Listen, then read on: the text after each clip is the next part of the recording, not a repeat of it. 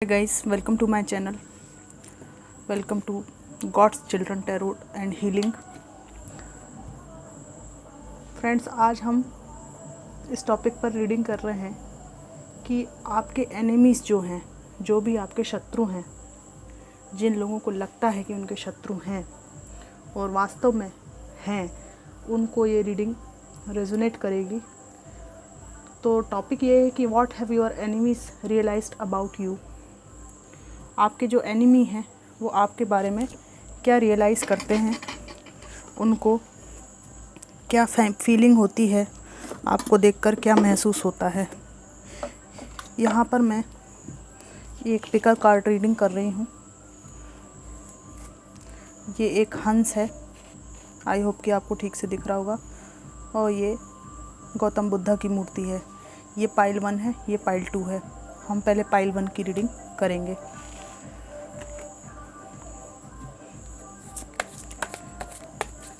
What have your enemies realized about you?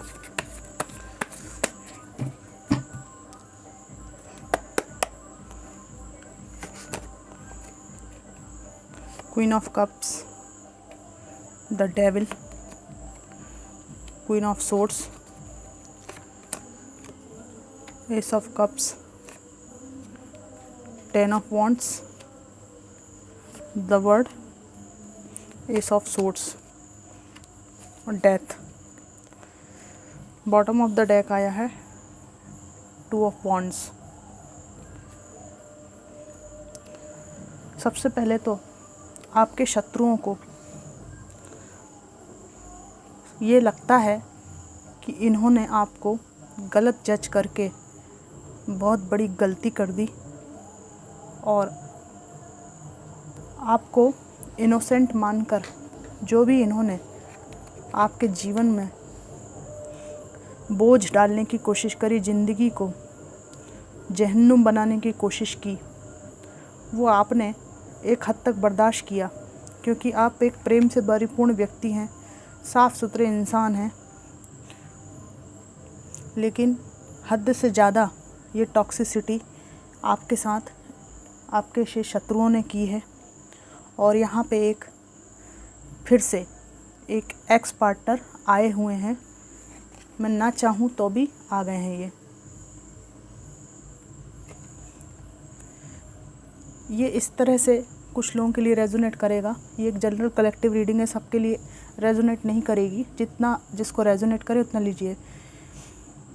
इनकी शत्रुता का कारण ये है कि आप तो इनको अलग कर चुके थे, रिश्ता जो है ख़त्म हो गया था। ये डेथ का कार्ड है, आपसे रिश्ता ख़त्म हो गया। लेकिन इसके बाद इन्होंने फिर से आपकी ज़िंदगी में आने के लिए किसी को हथियार बनाने की कोशिश करी, और वो आप समझ ही गए होंगे। ये ब्रिज बनाने की कोशिश की इन बच्चों के माध्यम से, लेकिन ये सक्सेसफुल नहीं हुए। यहाँ क्वीन ऑफ सोर्ड्स की एनर्जी है। ये आपके जो ये एक्स, इसके अलावा जो भी आपके शत्रु हैं, वो ये सोचते हैं कि आपने अपने रूप को एकदम से काइंडनेस से क्वीन ऑफ कप्स से बदलकर वो क्वीन ऑफ सोर्ड्स के एनर्जीज में ले आए हैं। आपके शत्रु जानते हैं कि आप एक्चुअल में अभी भी प्रेम से पूर्ण व्यक्ति हैं, अंदर से आप प्रेमपूर्ण व्यक्ति हैं। लेकिन आपके शत्रु ये रियलाइज़ करते हैं कि आपने प्रेम को कहाँ प्रदर्शित करना है, कहाँ नहीं, इस बारे में स्ट्रॉन्ग बाउंड्रीज क्रिएट करना सीख लिया है। और आपकी स्ट्रॉन्ग विल पावर को ये लोग अच्छी तरह से समझ गए हैं, और ये जानते हैं कि इनको जो भी आपके बारे में प्लानिंग बनाना आता है, जो भी होशियारी दिखाना आता है, वो सब आप भांप लेते हैं। आप इनको आर पार झांक लेते हैं, अच्छी तरह से इनको जानते हैं, परख लेते हैं। और ये लोग थोड़े से डरते भी हैं आपसे कि आप इनको आर पार आईने की तरह साफ देख लेंगे। इनके इंटेंशंस क्या हैं समझ जाते हैं आप। आपके जो एनिमीज़ हैं उनको ये भी रियलाइज़ होता है कि आपके साथ इनजस्टिस किया गया है पास्ट में, और जो प्यार आप डिज़र्व करते थे, जो रिस्पेक्ट आप डिज़र्व करते थे, वो आपको नहीं मिली है। और अब आपको अपनी मेहनत के बलबूते विश्वास है कि आप अपने जीवन में सब कुछ पाएंगे, और इसकी शुरुआत हो गई है। रिस्पेक्ट मिलना आपको शुरू हो गया है, इनको लगता है। यहाँ पर कुछ लोगों के लिए थर्ड पार्टी सिचुएशन है, और जिसकी वजह से आपके निजी जीवन में बहुत दुख ने घेरा हुआ था आपको, और आपके शत्रुओं को इस बारे में पता है।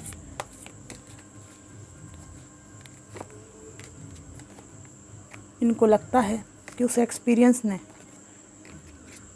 थर्ड पार्टी सिचुएशन की बात करी और आ गई, ये जो एक्सपीरियंस है आपको बहुत कुछ सिखा कर गया है, और अब आपको ना किसी से भय है, ना किसी से ममता। हाँ, जो एक काइंडनेस होती है, दूसरों को रिस्पेक्ट देना होता है, वो सब आपने अभी भी नहीं छोड़ा है। और आपके शत्रुओं को लगता है कि उनको तो कोई अप्रिशिएट नहीं करता, लेकिन आपको बहुत लोग पसंद करते हैं और बहुत अप्रिशिएट करते हैं। इससे इनकी जली पड़ी हुई है।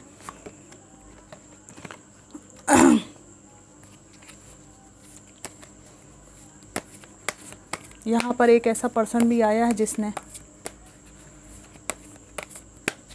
अबंडेंस के चक्कर में आपको छोड़ा, थर्ड पार्टी सिचुएशन में डाला, दुख में छोड़ा, पीड़ा में छोड़ा।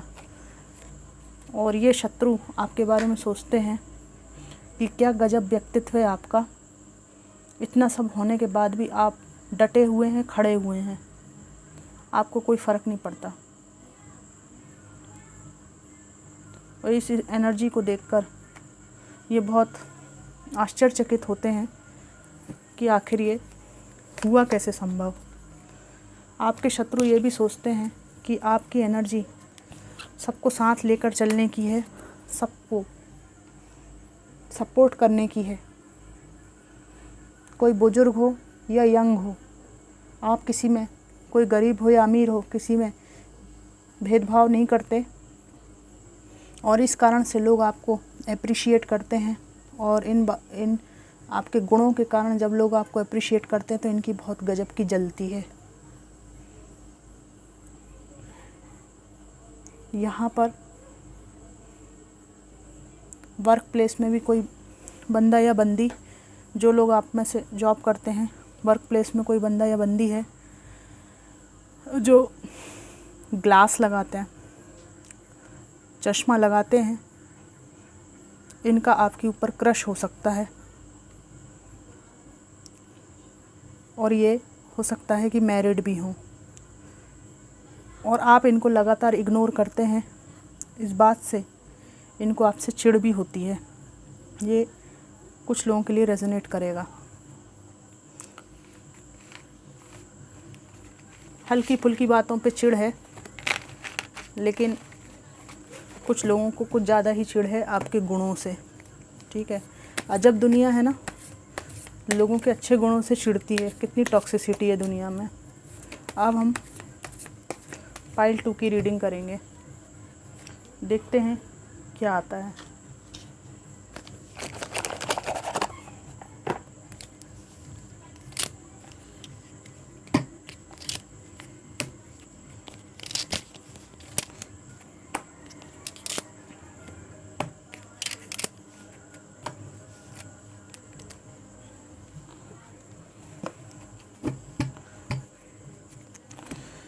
पाइल 2, कैसे हैं आप सब लोग? आई होप कि आप लोग सब बहुत अच्छे होंगे।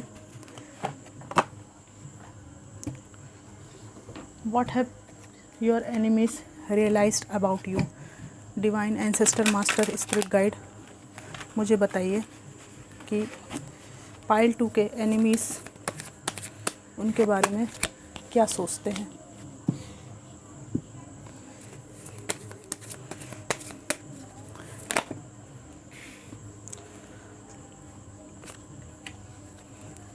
7 of Cups, the Emperor, Ace of Pentacles, Queen of Wands,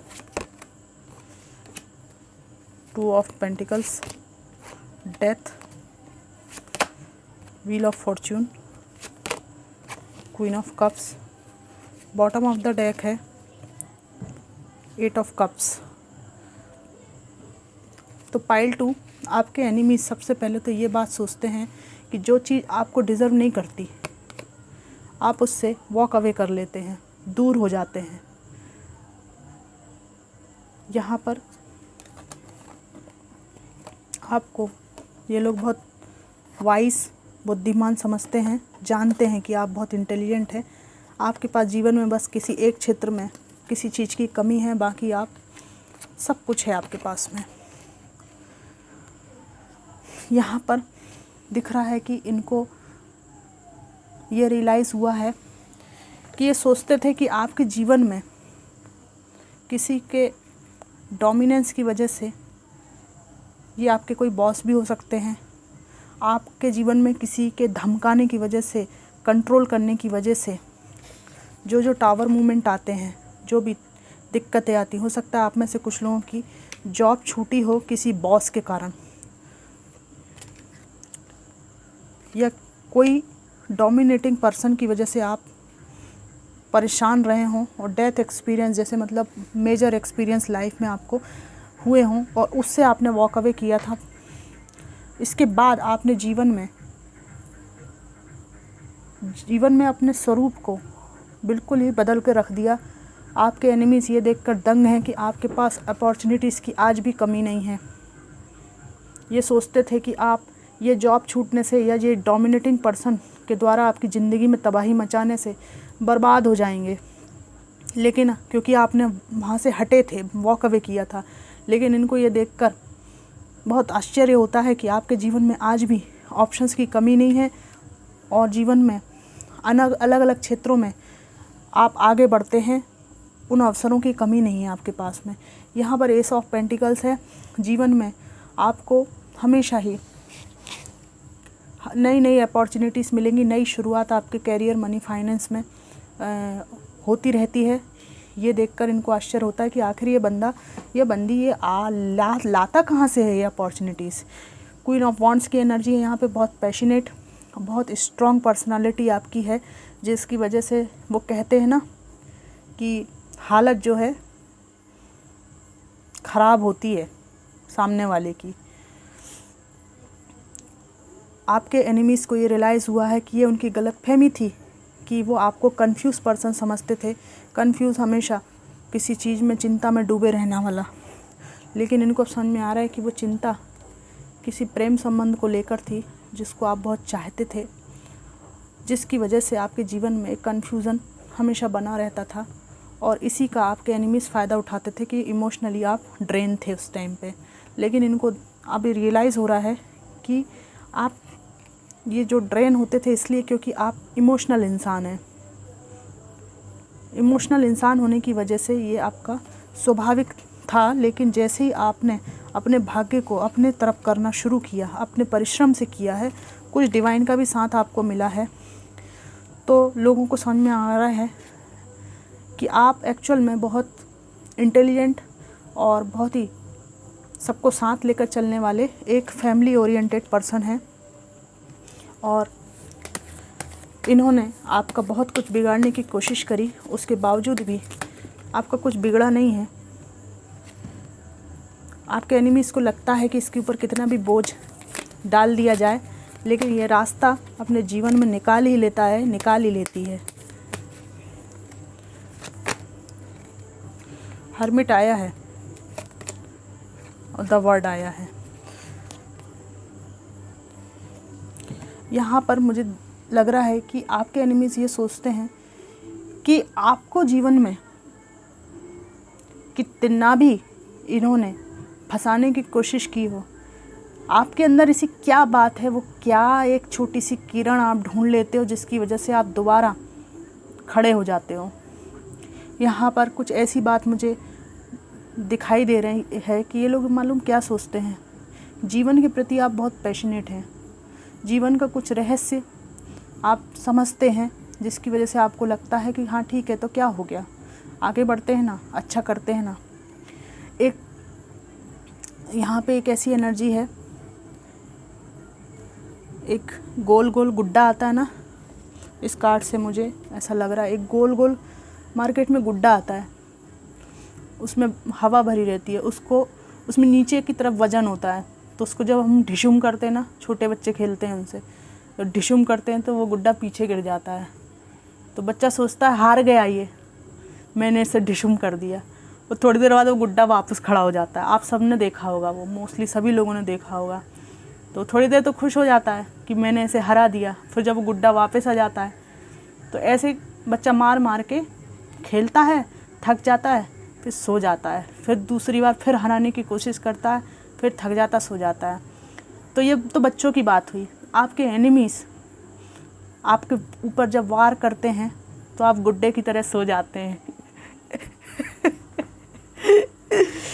उनको लगता है कि वो जीत गए आपसे, फिर आप बाउंस बैक कहते हैं ना, आप फिर से लौट के आते हैं पूरी एनर्जी के साथ, फिर खड़े हो जाते हैं सामने कि आओ बेटा मारो, और हम वहीं के वहीं खड़े हैं।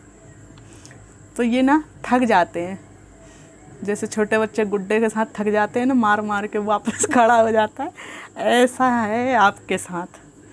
तो ये सोचते हैं कि इसके पास ये क्या ऐसी आशा ढूंढ लेता है टूटे मन में कि फिर से खड़ा हो जाता है। तो ये ना उस तत्व को, उस रहस्य को खोजना चाहते हैं कि आखिर ये कहाँ से इतनी हिम्मत इनको मिलती है। आपके शत्रु परेशान हैं कि आखिर कहाँ से आती है आपके अंदर इतनी हिम्मत, और कौन देता है इतनी हिम्मत। इनकी हमेशा ये प्लानिंग रहती है कि आपको नीचा गिराया जाए, आपकी जो भी हार्ड वर्क है उसको किस्मत का नाम दिया जाए। ठीक है, कि आपको तो दिया गया है, आपको दिया गया है, आप इस लायक थोड़ी थे। ये आपको रियलाइज़ कराते हैं, आपके जो अचीवमेंट्स हैं उनको कमतर आंकते हैं, ये कम बताने की कोशिश करते हैं कि ये मेहनत तो हमने भी की थी, पर वो तो किस्मत होती है किसी किसी की, तो तुम्हारी किस्मत अच्छी है कि तुमको मिल गया, वरना तुम तो इस लायक थे। इस तरह का कुछ फील करवाना चाहते थे। लेकिन रिसेंटली आप में से बहुत से लोगों ने बहुत हार्ड वर्क किया है और ज़िंदगी में पहले से बहुत ज़्यादा परिवर्तन किया है। पहले आप डिसबैलेंस थे, अभी बहुत ज़्यादा बैलेंस आपकी ज़िंदगी में आया।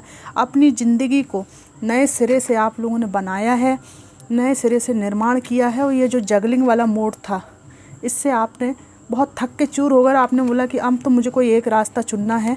और जब उस रास्ते पर आप चले हैं तो इनके होश उड़ गए हैं और इनको लग रहा है कि अन्याय भले इन्होंने आपके साथ कितना भी किया हो, लेकिन जो निर्णय की बारी आई, जब न्याय की बारी आई, तो परमात्मा को स्वयं ही उतरना पड़ा। परमात्मा को स्वयं ही उतरना पड़ा है और उतरना पड़ेगा। जो लोग स्ट्रगल कर रहे हैं उनके लिए इनको ऐसा फील होता है कि आपके साथ ये कुछ भी कर लें, लेकिन कुछ ना कुछ आपके साथ ऐसा है कि सही हो जाता है आपका सब कुछ। और इस बात से इनकी बहुत जली हुई पड़ी हुई है। ठीक है, मैं 2 कार्ड और निकालूंगी। What have your enemies realised about you. आपने बीच में कम्युनिकेशन बहुत कम कर दी थी, लोगों से बात करना कुछ लोगों ने बंद कर दिया था, और यहाँ पर इनको ये लगता है आपके बारे में कि ये कितना भी कुछ करें आप हारते क्यों नहीं हैं। और इनको ये लगता है कि बातचीत का जो आपका तरीका, बातचीत जो है वो आपने जब से शुरू की है तो बातचीत का तरीका एकदम कट थ्रोट है। ठीक है, कोई इमोशनल बात नहीं, कोई बकवास नहीं, है ना। किसी के इमोशंस आप अपने सिर पे नहीं झेलते। काम की बात करते हैं, बिल्कुल डिटैच आपकी एनर्जी है। पहले आप ना सबके घर परिवार में ज़्यादा इमोशनल होके पूछना कि आप कैसे हो, क्या हो, सब ठीक ठाक है, मेरी कोई ज़रूरत हो तो बताना। लेकिन जब आपने देखा कि जिनके मैं इतना हित सोचती हूँ या सोचता हूँ वो मेरे लिए इतने जहरीले हैं। तो आपने सिर्फ काम की बात करना शुरू कर दिया और उनको उनकी जो औकात है वो बता के रखी है कि आप लोगों से मैं इतनी पर्सनल अटैचमेंट रखूं, इस लायक भी आपकी औकात नहीं है। क्योंकि लगातार ही वो आपके प्रति एक टॉक्सिक बिहेवियर, एक बर्डन देने वाला बिहेवियर करते जा रहे थे, जिसको आप बर्दाश्त कर रहे थे। और अब आप क्वीन ऑफ सोर्ड्स की एनर्जी में हैं और जैसे को तैसा देने वाली एनर्जी में हैं। यस, आप वल्गर नहीं है किसी के साथ में, असभ्य नहीं है किसी के साथ में, लेकिन आप क्वीन ऑफ वॉन्ड्स की एनर्जी में हैं। बैलेंस है आपका, इमोशंस और प्रैक्टिकलिटी दोनों बैलेंस्ड है। और इस बात को लेकर इनकी ना ऐसी धुक धुक मचती है। इनको लगता है कि यार ये पहले जो फूल जैसा था ना, बिल्कुल नाजुक मासूम, और थोड़ा सा मैं मूर्ख बना सकता था इसको या बना सकती थी, ये वैसा नहीं रहा। तो इनके लिए ना ये मातम की बात है। मातम जैसा इनको महसूस होता है कि यार एक हमको लंगूरा मिला था ना, जिसको हम अपने इशारों पे नचा सकते थे। तो ये असल में लंगूरा नहीं था, या नहीं थी, लंगूरिया नहीं थी, ये बहुत बड़ी वाली चीज़ थी, लेकिन इसने कभी बताया नहीं।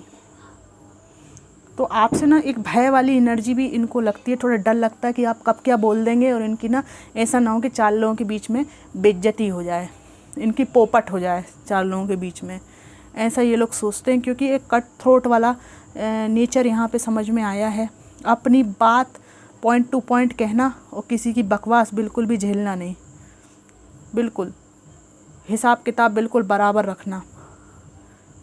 क्योंकि आपने कुछ ऐसा फील किया है कि जितना आप दोगे ना उतना ही मैं दूंगी, क्योंकि आप अंदर से इतने थक गए हैं, लगातार दे के इतने ड्रेन हो चुके हैं कि आपने अपने नेचर को बिल्कुल परिवर्तित किया है। और ये शत्रुओं के लिए, आपके जो शत्रु हैं उनके लिए बहुत शॉकिंग फैक्ट है कि आपके व्यवहार में, आपके आचार विचार में, आपके चाल चलन में बिल्कुल बहुत ही ज़्यादा ज़मीन आसमान का अंतर आ गया है, बहुत बदल गए हैं आप। तो फ्रेंड्स, ये थी रीडिंग कि what have your enemies realised about you. एक पिका कार्ड रीडिंग मैंने की। रीडिंग आपको कौन सा पार्ट रेजोनेट किया मुझे बताइएगा। टाइम स्टैम्प अगर आप में से कोई लगा सके तो लगा दीजिएगा प्लीज़, और मैं कोशिश करूँगी कि मैं भी लगा दूँ।